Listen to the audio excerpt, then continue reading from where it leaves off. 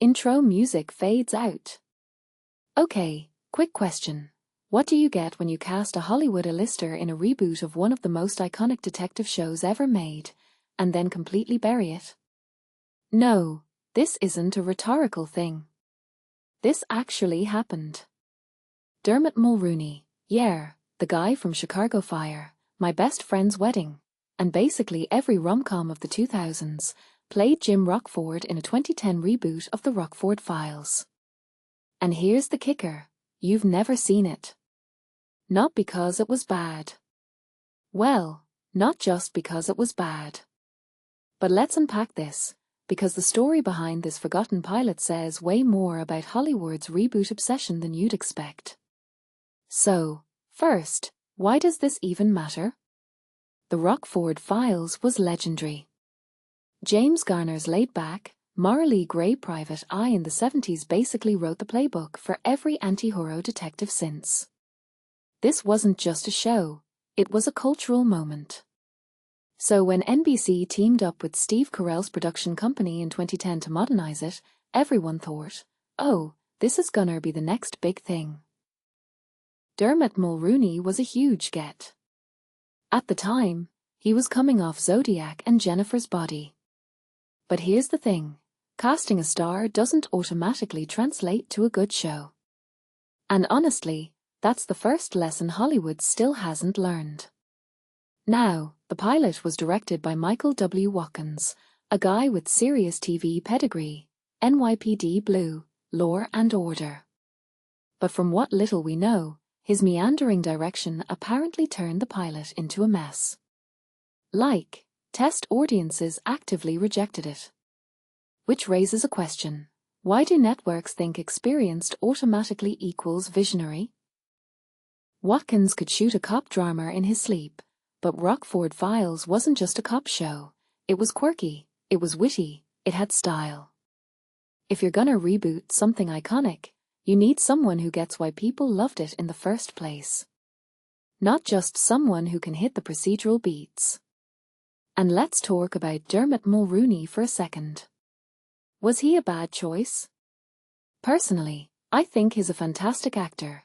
Shameless. Hanner, the guy's got range. But here's the problem.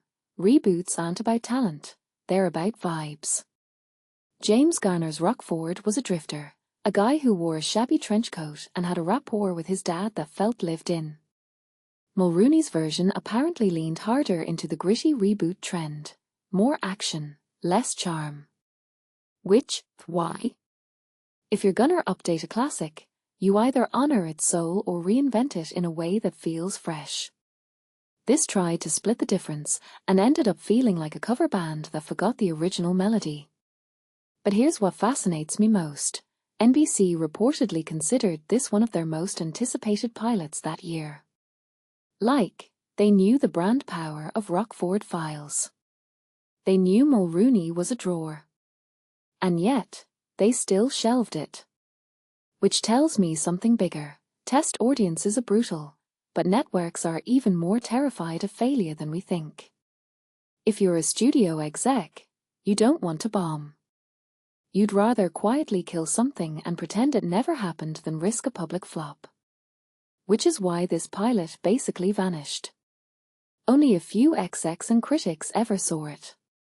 That's the real tragedy, not that it was bad, but that we'll never know if it could have worked with a different director, a different tone, something.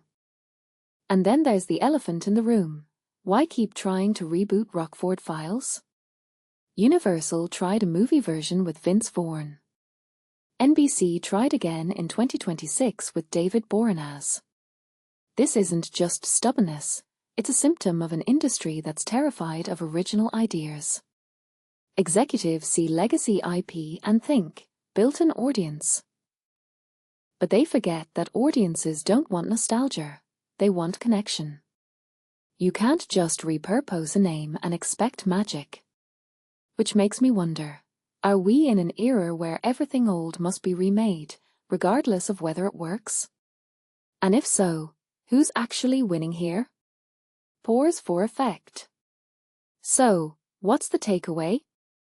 Dermot Mulroney's ill-fated Rockford Files reboot isn't just a footnote in TV history. It's a case study in how not to handle legacy properties. It's about egos clashing, creative misalignment, and the hubris of thinking a reboot can thrive on name recognition alone. And honestly, it's a warning. Because as long as networks keep digging up the past, we're gonna keep getting pilots that feel like corporate math instead of art. So next time you hear about a reboot, ask yourself, is this love for the original, or just fear of taking a risk? What's a reboot you think completely missed the point? Let me know in the comments. Outro music fades in.